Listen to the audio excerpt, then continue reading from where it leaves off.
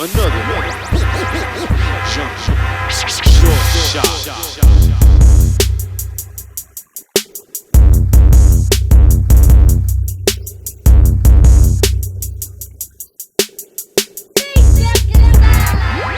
Yo, we are back with another episode of Building Better DJs. What's up, y'all? We are the Beat Junkies. Mr. Choc.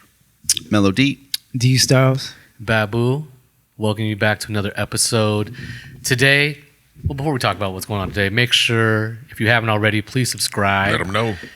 Anyhow you listen to podcasts, look for our podcast and subscribe to our YouTube channel. Anything about Beat Junkies and our record pool, go to www.beatjunkies.com. That's right. Our online school, beatjunkies.tv, and anything about our school here in Glendale, beatjunkiesound.com. That's right. All right, had to get that out of the way. Going back to what we are talking about today. Today we're talking about booking gigs. All right, and obviously we here on Building Better DJs, we always talk about whatever the topic is, obviously from our point of view. And we're going to talk about, our experience with booking gigs from the beginning to now, even how we handle our bookings, whether it's at times we've managed our bookings ourselves, at times we've had managers, at times we've had booking agents. So we want to talk about our experiences with it. And let's start at the beginning, guys, with just going out and getting even just those mobile gigs, those first beginning gigs, the first time you were on the radio or getting any kind of compensation for DJing. How did you guys go about booking yourselves back then? All right. Well, I guess I'll set it off then. For me, I just, I remember just like making mixtapes and just kind of like passing them around, hoping, out of Bakersfield, trying to, create a buzz for myself. And there was a sound system called Sound Express. And big up to Joe. And I would just ask, could I come along with gigs and just kind of help out? And he would let me come along and help out. But then eventually he'd let me start playing too. And it was really just me just asking and wanting to become involved with this sound system and him giving me the opportunity. And then eventually, I asked him, can I get some money for that? And, for whatever I did or whatever. And it wasn't nothing, like $25-$50 or whatever. But it was worth it, man. I think that was my first experience of actually asking someone, can I come DJ with them? Or, can I somehow become involved so I can eventually get paid? And it turned out that way. So yeah, that was my first real experience. That was like in high school too. Like, so I want to say like 17, 18 years old, 87, 88, around that time. Yeah. How about you guys? I think for me it was just, friends. Like I started doing mobile stuff and I was doing school dances, and from there you would network and you would meet people, and they would find out that you're a DJ and they liked your mixes, and you guys had a sound system and lights, and just early networking back then. I'm sure a lot of us just did a bunch of free gigs, right? For sure. Yeah, for sure. It's just a part of paying dues. But yeah, like a lot of it was just me, meeting people and trying to hustle and just keep these like relationships, you know what I mean, with people. But yeah.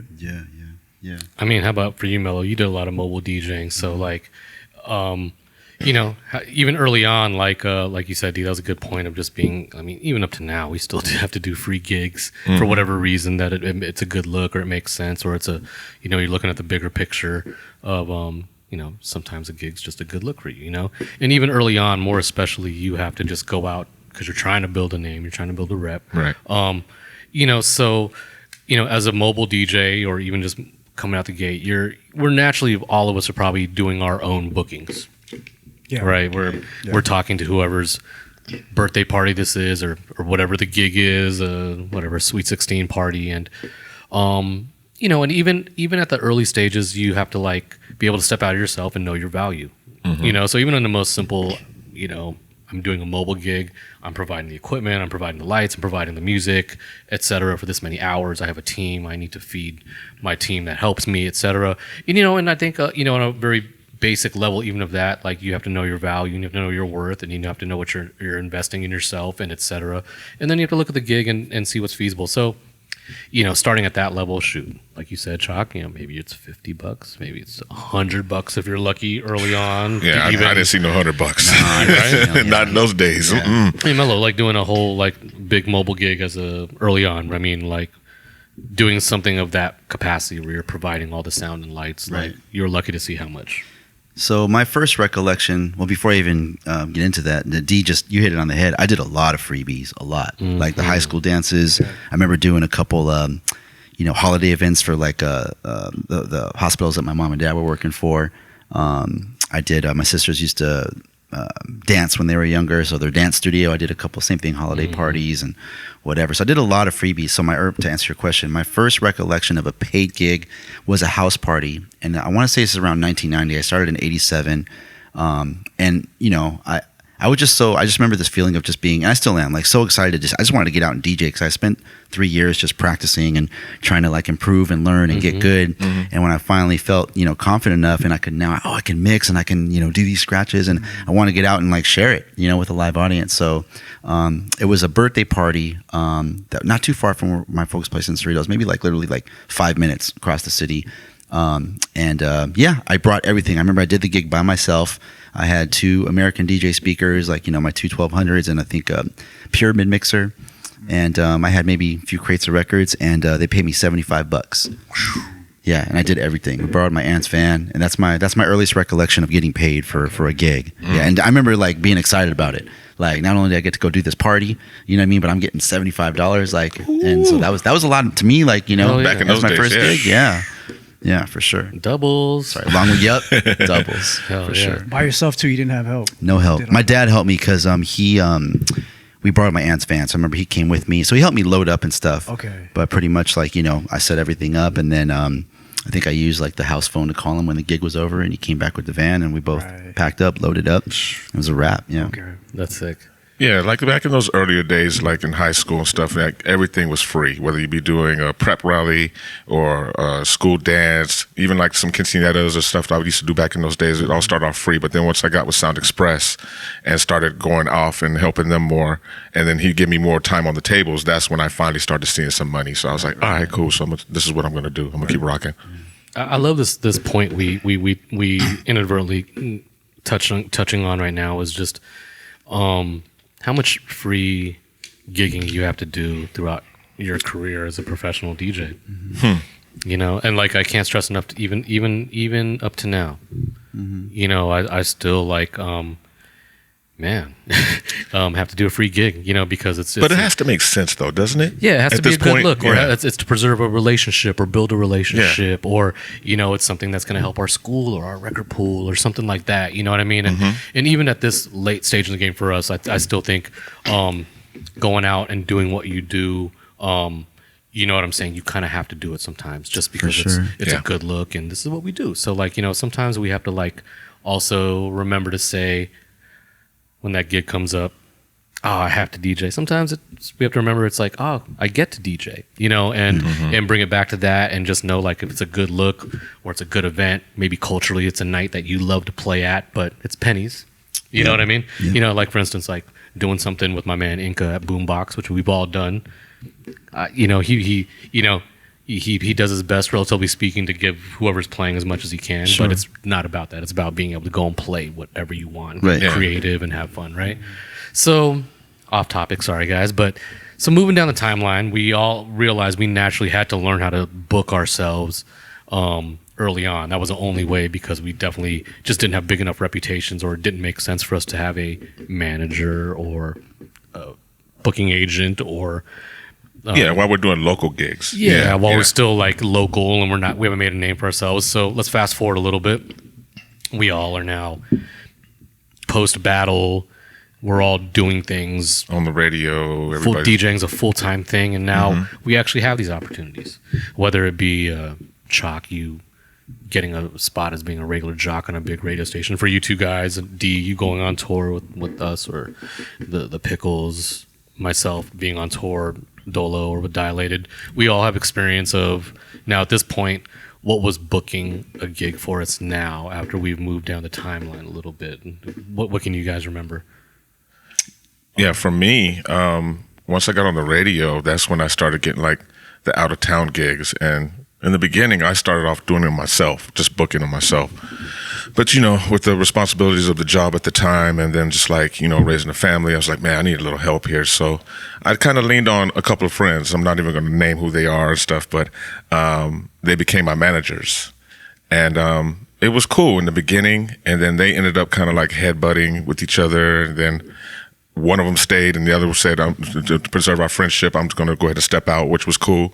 And, you know, it was a great experience for me to learn on what I need when someone's managing me and when someone's actually trying to book gigs for me, because I didn't know exactly, like I knew how to book for myself, but when I had somebody else book it for me, I felt like I was always kind of like clashing, like, no, I need this, I need that. Like you should know exactly what I need when I go to these venues as far as a rider, or, you know, if I want a window seat on a plane or any of that type of stuff, you should know. And it's like, it was a big learning experience for me, but I felt like I had to teach the person who was managing me on how to manage me.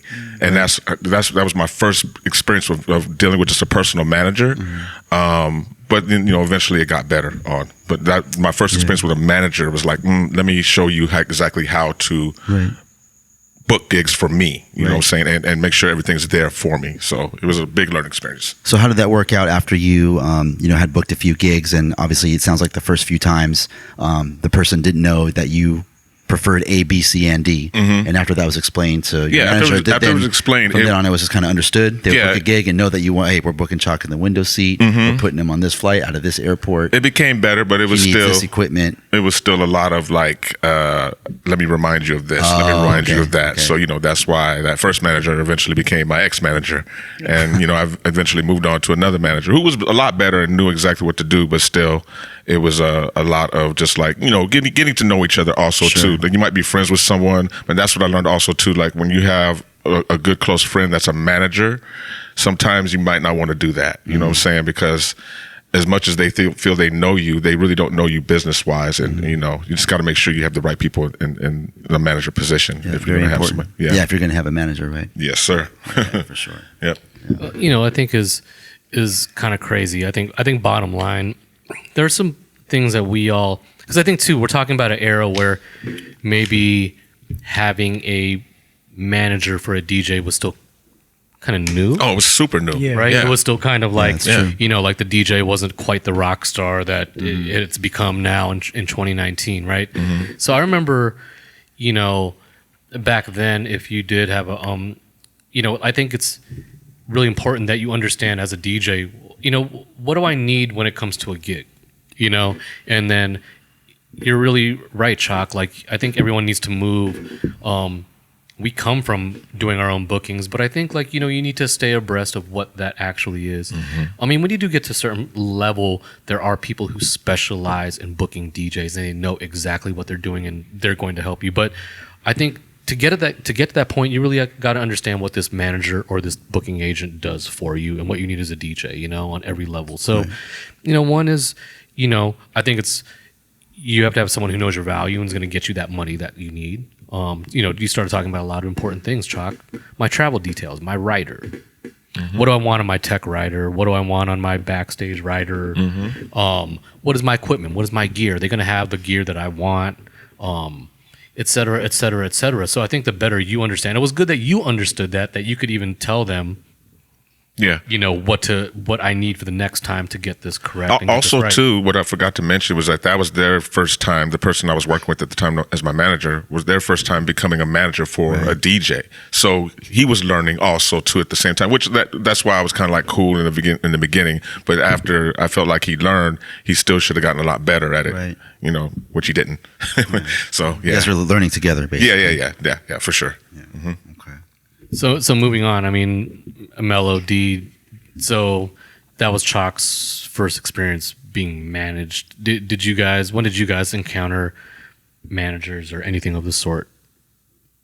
So yeah, like around 1997, 96, 97 is when I joined the Scratch Pickles, and I was roommates with Yoga Frog. We moved into an apartment in Daly City, and I was lucky enough to kind of be around him and learn from him. He was booking, you know, shows for us, and he was managing the business side of things. we were putting out turntable TVs back then, break records, and so I learned all that stuff just from being his roommate and watching him, maneuver, and just watching him negotiate as far as booking gigs, just understanding how that world worked. I didn't understand, like before that I was handling my own stuff, but I didn't understand like, the booking agent takes X percent and this goes to the artist, and then you guys got to split that up, and there's per diem and and all that stuff. So I was looking up to be around that, and I learned all that stuff from Yoga Frog. And it wasn't until maybe a couple of years later that when things got too much on his plate that that we switched to an actual booking agency, this one in Miami or whatever, and they would handle it for us. But I got to see sort of from the ground up, just very very roots, like grassroots style, like right. just how to handle all that stuff. Yeah. That's dope. Mello? Yeah, I didn't get that kind of exposure to the business side of it necessarily. That's dope. That you were exposed to all that, you know what I mean, can soak all that in. I just remember when we all started, like you said, around the time we're battling, and you're earning a title, and we had a couple titles, and maybe you were on the radio already. Tommy Gunn was kind of booking some stuff for us. Yep, that's right. So I was working directly with Tommy Gunn, one of the original members of the Beat Junkies, for all you guys out there, and he was booking my gigs for me. So he was acting as kind of like a manager and an agent. And again, I never really was privy to any of the conversations or the negotiating or any of that, but he would just basically call me and be like, hey, you have an offer to go do a performance, here or there, or go DJ with J-Rock overseas or something like that. It's X amount, and do you want to do it? And like the answer was pretty much always yes, because I was wanted to go out and DJ. And he would take care of the rest. He would like book all the flights. He was like a one-man band, book the flights, get the deposit. Sometimes he would come out with us and TM, put in some extra work, and then collect the balance and all that stuff, and make sure our hotel, everything was straight. But he took care of all that for a number of years, definitely for myself, and I don't know about everybody else, but that was my first experience working with a manager. Yeah. For sure. I booked a few things through Tommy, for sure. Shouts out to so Tommy. did I. And for me, that was probably my early. I probably didn't take as many as you did, but my first real experience in management was a very I guess classical, music industry approach. My experience with Dilated. So I come from the school of we were signed to a major label record deal, and with that being said, I remember there was a time when Dilated we were independent, and pretty much most of the time Raka played most of the roles. So one of the guys in my band, you guys know the homie Raka. He's he's worn many hats over the years. So times when we didn't have a manager, he would take over those duties and educate himself and help us navigate as a group. But after a while, especially like before we were signed to Capitol, it was literally like we were doing independent shows, selling independent records, and all these labels were trying to court us, and there was a lot of things online. At that point, we decided to get under some management, and since then we've had many management companies, but like I said, like it was that classic setup of we have a manager who represents the band. It's the band and the management versus the record label. Then there's the booking agency that, we had Carol Lewis for many years doing our bookings for Dilated. So I watched this. I learned, being managed through this very classic music, big business 101 style of being in a band. So a lot of good from it and a lot of bad. It was just more than anything a learning experience. I was able to learn all the stuff that we're all talking about through the eyes of touring around with Dilated. So, and it's tough. Like I said, we went through many management teams, maybe three or four different management situations while we were going through our ordeal with Capitol. I almost feel like every album we had a new manager. And we never really quite found the right fit. And I don't know why. It could be for so many reasons, but I think it was actually a weird thing because I think we were just a little bit more of an educated group than the average rap group, when we just knew so much about the business that we always butted heads with management because we just always knew better. I think we were very always independent, hands-on, and a lot of times I just feel like Dilated, we were always kind of self-managed, even when we had management. And it goes back to I think with something Choc was saying about your story is like, you know, if you have a manager, a lot of times you have to be the one in control still. Yeah, for sure. Even though the manager is there to play this awesome buffer for you. Right. You know, when it comes to that tough business, negotiating numbers, I need to have business class tickets. It's hard to be an artist and demand these things and have those tough combos without losing, you know, trying to save face and still trying to be like that likable person that people are going out to go see DJ. Right. That's one of the plus sides of having a manager or some kind of buffer there to help you. So I kind of have probably a different experience with managers than you guys did. You know, I wasn't really using a manager too much besides Tommy and whatever we had. You know, during the early years, my bookings with, you know, my management was mostly Dilated as a group. So I learned through that, but, you know, I think you guys definitely have a little bit more experience of the situation for strictly DJ gigs. You know, I wanted to ask you though, Bab. So, out of those management companies that you had, so going back to Tommy, right? He was, he didn't have anybody else that he was responsible for or acted as manager for other than the Beat Junkies, the guys that in our crew.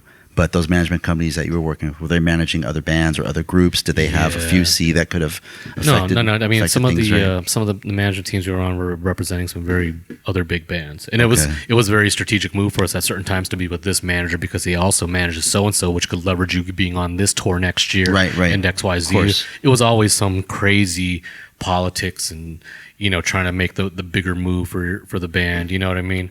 Right. And it was really tough, but it was a really great learning experience. So, but I'm learning. You know, it was a big schooling, and a lot of artists and DJs. You know, there's so much information out there, and you can learn about how it goes, but it's very simple, a real simple formula. You know what I'm saying? And you know, before you jump into management, it's got to make sense. It has totally, to. yeah. Right. It has to. Because off top, expect to pay 10 to 15% at least, or 20, or more, depending on your deal that you wager with your so-called manager or booking agent. That's going to be taken off the top. You know, so is it worth it? If I'm only getting paid this much, is it really worth it to take X amount of percent out of this money? You know what I mean? So that's where, like, you got to be smart and you got to learn how to do this business for yourself. You know, at least to get out the gate and get running, right? It's important to know your worth, like you were saying earlier, for sure. Sure. So let's imagine we've built up our rep to a certain point that, there is some sort of demand for me to get booked in town, out of town. The money seems kind of decent. I'm a little overwhelmed. I'm losing myself. I just want to be an artist. Yeah. I don't want to have to worry about all these numbers. I could use some help, and there's a little, you know, the money's there, and we're at that point. And so I think this is what every DJ has to ask themselves. Now, you guys have some great experience from this point. You know what I'm saying? Like, being at this point where I do have some solid opportunities, it makes sense for me to have a team around me or a buffer or management or something. Why don't you guys talk to us about what it was like at that time? I'll break it down. For me, I went through my first manager, and that kind of turned out kind of sour.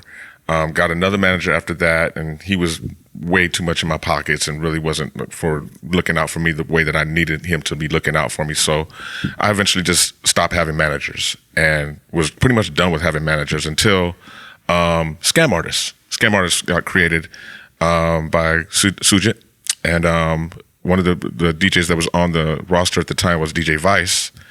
And Vice knew that I went through some manager problems, and Vice had came to me and said, "Hey man, we got this thing. Scam Artists going. There's only maybe like 6 or 7 of us at the time.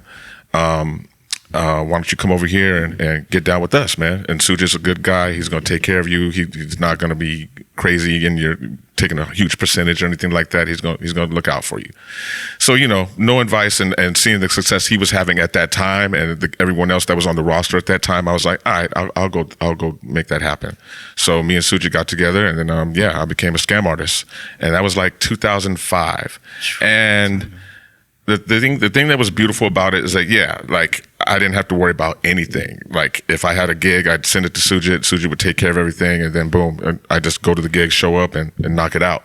Same thing if he found a gig for me. And that was the thing that was beautiful about Scam at that time, is that they would have residencies other places like in Jersey City or either Vegas or whatever. So sometimes they just get the Scam Artist roster, and like it'd be a rotating DJs. Like Vice would be there one day, and then one weekend, then I'll be there, and Big Scythe and Eric Deluxe, and so it just kept going and going and going. So becoming a part of an agency was really, really cool in the beginning.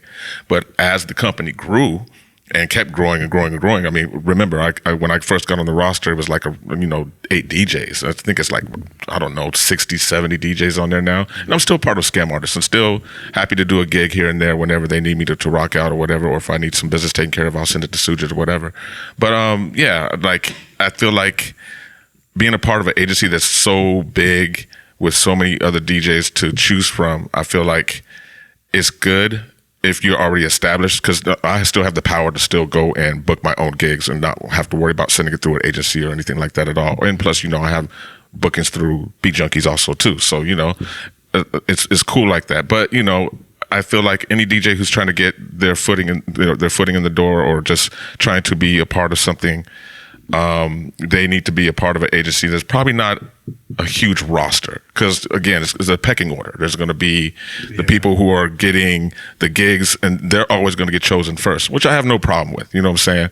But it wasn't like that in the beginning. And so being a part of an agency is cool if there's maybe like 3 or 4 people, or maybe 5 or 6 people that are on the roster, and you have someone that's really looking out for you. Because what I think would happen with me and Scam, and there's nothing wrong with me and Scam right now, but there's just too many DJs on the roster. So I'm not even going to like go and say like, yeah, this is what I need. This is what I don't need to do all that. Me and Sujit are good friends. And that's the thing that I think that I love about being a part of an agency, that I have a friendship before I became a part of this. And I think being a part of agency is cool, but again, look for that small roster. And that's where you're going to actually be able to shine on. If you're looking to work a ton. If you're looking to work a ton, yeah, exactly. Right. Yeah. How about you, Melo? You have some experience being with an agency and different management situations. Yeah. So speak on it. Yeah, I was a part of Scam for about 5 years, but I came in much later than you, Choc. I think I started up with them 2013. Yeah. And up until about 2018. But yeah, so obviously when I came on board, I mean, I think there was easily 60 DJs, and I knew that though, I knew that going in. But at that point, I had been working the Las Vegas nightlife circuit for 7 years, and Sujit had a pretty strong network between all the venues out there, the major venues out there. Mm-hmm. And same thing, I know Sujit and all the guys in Vice and Deluxe, and the guys that were kind of like the heavy hitters for the agency at the time. Mm-hmm. So talking to them, I was just I told them straight up, I was just kind of looking to just kind of further my career in Vegas as a DJ, and so said, yeah, we'll talk to Sujit. And so yeah, they talked to Sujit, and Sujit approached me and like, okay, let's try and figure this out. And yeah, he pretty much plugged me into all the major rooms, and then found me a home.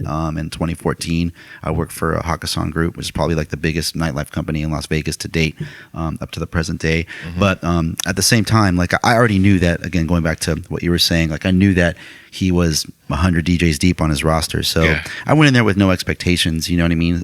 And I knew what I was going to get with partnering up with his company. Mm-hmm. I knew that he wasn't going to necessarily manage me personally or try and go out and try. He's not your personal manager. Develop me as a DJ or further my career. And I was good with that. Like I didn't expect anything out of him. So I knew that our relationship was strictly kind of an artist with an agent, and he was going to call me when he thought he had something that would work for me, or maybe I was a good fit for. Yeah. And when he had a gig come through for one of his other DJs, like he was going to call them.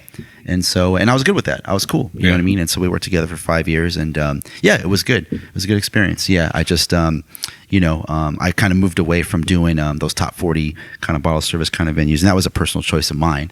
You know what I mean? And so ultimately, that's why I decided to kind of cordially part ways with Scam, because that was his whole network, was that bottle service industry, and mm-hmm. he's the king of that. But I'm just wasn't necessarily looking to do those gigs anymore, and I just focused more on what we got going on here with the crew and stuff. I think what needs to be understood also too, that there's a difference between a manager and a booking agency. Yep, absolutely. And, yes. and that's what the beauty of working for an agency that I learned from, and also having a manager before that. So right. I learned the difference between the two. Mm-hmm.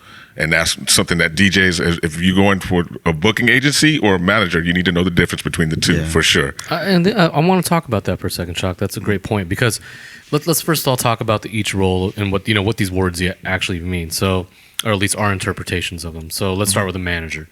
I think a manager, in a traditional sense, is going to be worried about everything the artist is worried about. Yes. Yep. From a day-to-day problem to when my album's coming out to, anything, my technical writer. They just should care about the well-being of that artist. That's what a manager should do. Yes. Now, a lot of times, these roles we're going to talk about kind of get blurred, and people, sometimes they do multiple things, or companies or agencies offer different things, which we'll get to. But moving on from manager, we have the booking agent, right? So a lot of times booking agents, guys, imagine someone who sits in a room and is very well connected with venues and promoters, and they're also connected to management and artists. All right, so this person is basically sitting in a room here and booking artists to venues and concerts and festivals and whatever, right? So they don't necessarily have anything invested with an artist. Right. Maybe you as a DJ, you and your manager exclusively use a booking agent for bookings. That's a totally realistic situation. This is traditionally how it would work. Your manager would be talking to this booking agent or booking agency and making sure they understood what you do and how you want to be, where you want to play, and what your details are. And your manager and the booking agency work out the details of your gigs or your tour or whatever it is, right? Right. Now, an agency like Scam seemed really unique, right? Because, yeah, they were managing you, but then they also had their hands in their own bookings. Yes. Right? They had venues, you were saying, they had things lined up.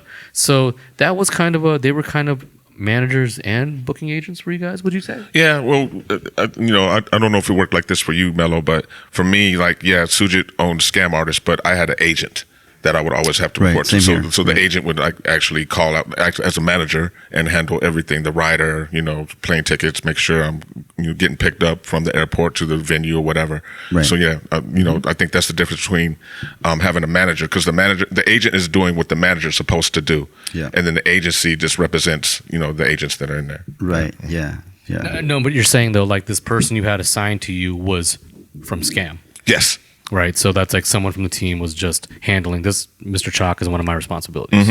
Right. So, but then also as that company, they're also the ones who are booking the gigs as well. Yes. Which is what was unique about Scam, right? Is that part of what made Scam unique? It was kind of like, not only are we going to manage you top notch, but we are also going to, now you have access to these bookings. Yeah, for sure. My experience was different with them. Again, my experience was more, I mean, personally, I always kind of, looked at it as a straight a booking agency. I had a guy that I was working with. I had a few different guys that I worked with over the years, and they were all great guys. Like they would definitely try and get to know about my history and about what kind of DJ I was, But ultimately, like I said, at the end of the day, like their agency specialized in that entire network. So all my gigs were those gigs, like the big room, nightclub gigs, and those were gigs I was down to do.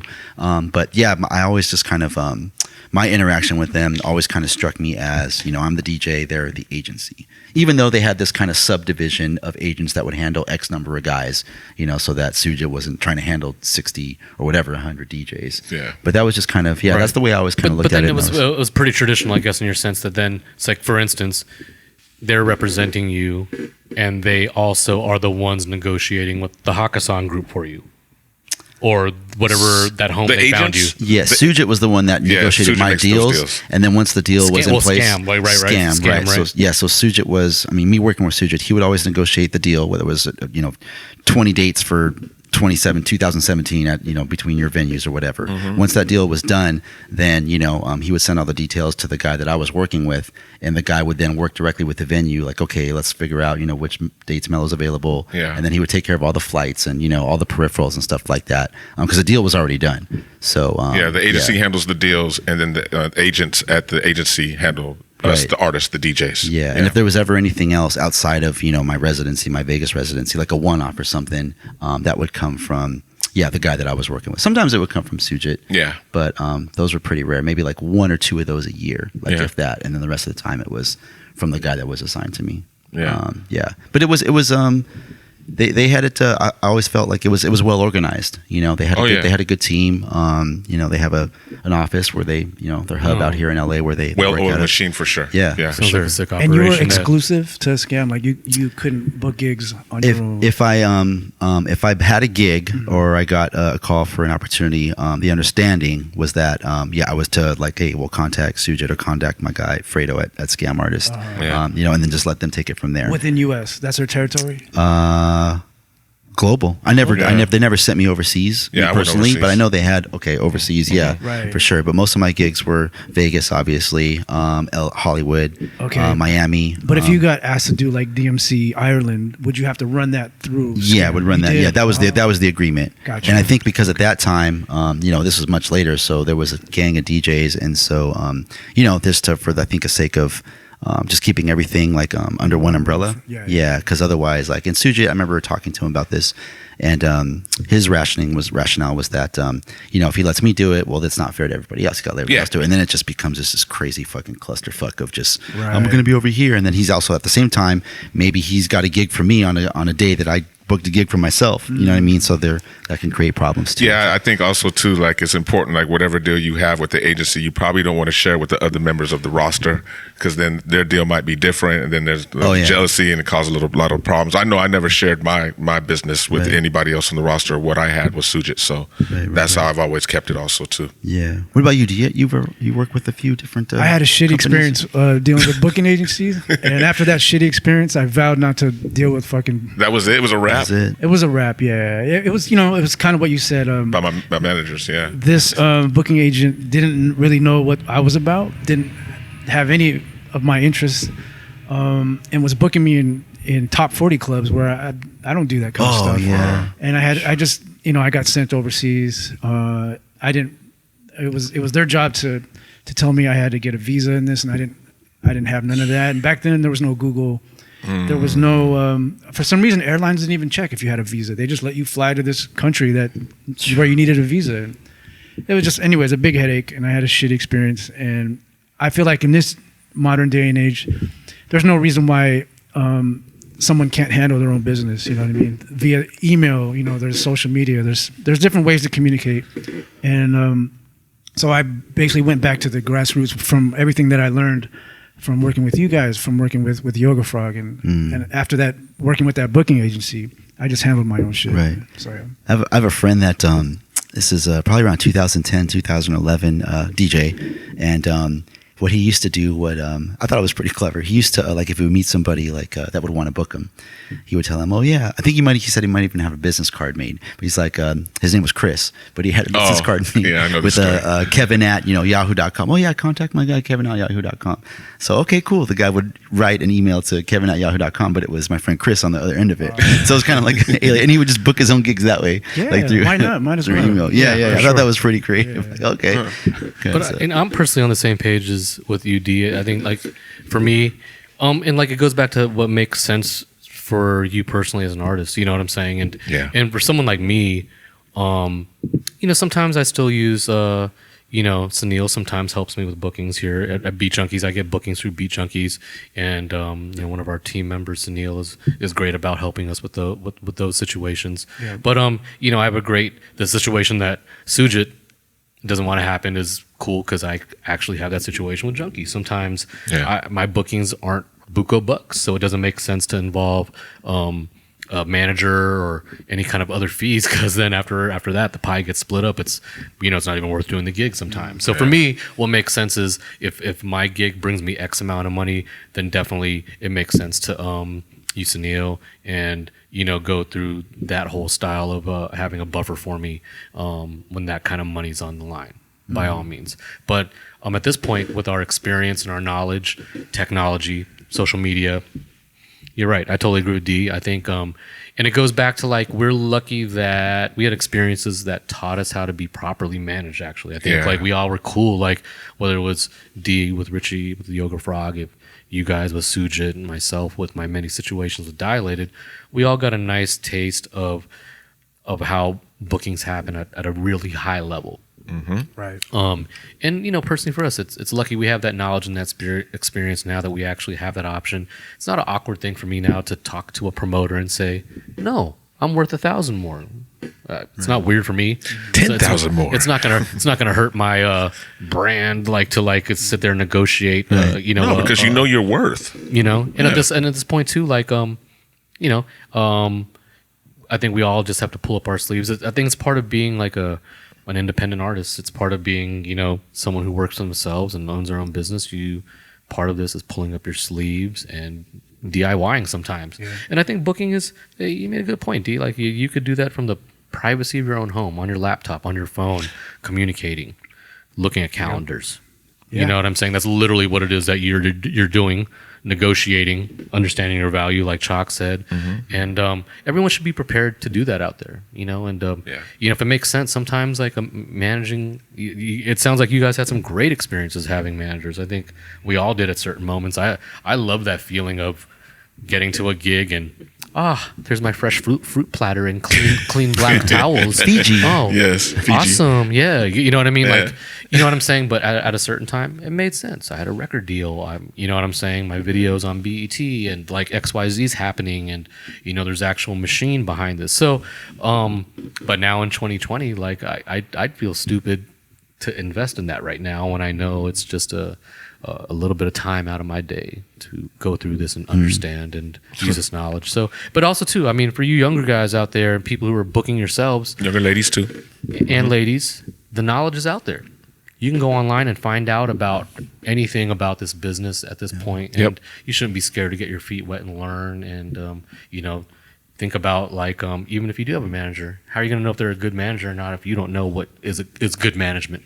Yeah. Right. Church. Yeah, that's very important what you just said. I was just gonna say it's very key to work with someone that and that knows you also. You know what I mean? They're gonna know instinctively if they get a phone call for, like you said, D. We all know D's never fucking with the top 40 club, right? So if D's working with a guy that doesn't know that about D, like you said, the agency, they're gonna just, he'll take it. You know what I mean? Versus someone that knows you, knows your tastes, maybe your strengths and weaknesses or your likes and dislikes. They would be able to say without even contacting D, a good manager or someone that you have a great rapport with and you guys understand each other and they know you as a person, as an artist, an artist. They're gonna know instinctively no, he's not available or whatever. That's not a gig that D-Styles would would do. It's not a good fit for my client. Yeah. And for me personally, those are a lot of good points, Babs, I think. But I mean, at this point for me and maybe for all of us in some regard, I just know with everything we have going on, for me, I 9 times out of 10 opt to work with Sunil. Shout out to Sunil. Yeah.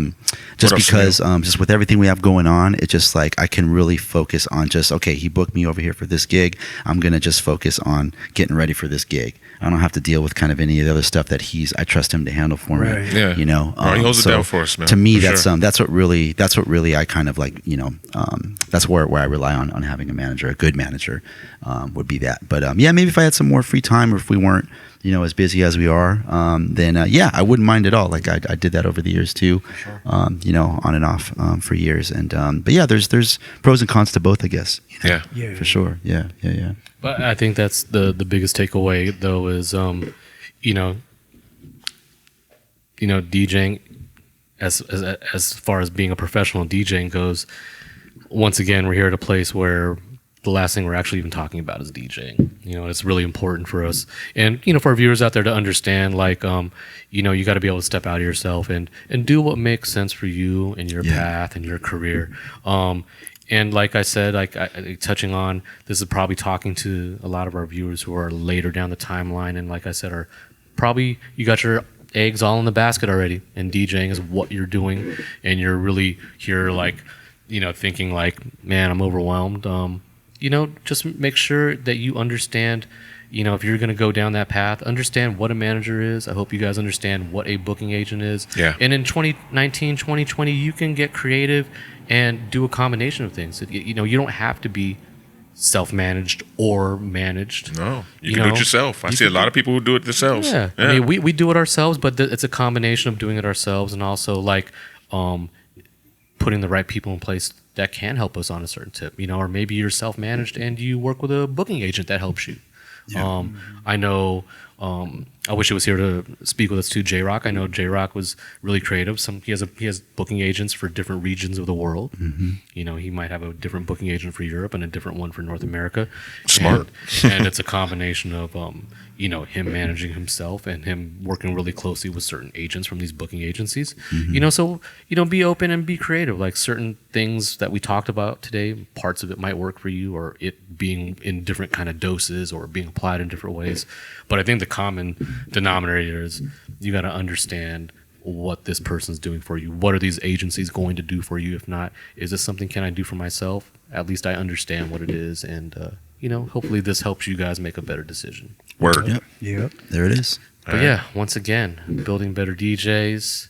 Thanks for joining us. Remember, subscribe to our YouTube channel. Subscribe to us on podcasts, wherever you listen to podcasts.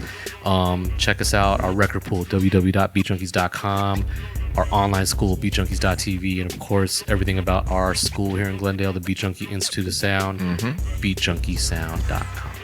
Mr. Choc. Babu, Melo-D. D-Styles. Beat Junkies crew, Building Better DJs. Thanks for tuning in, y'all. See you next time. Peace. Get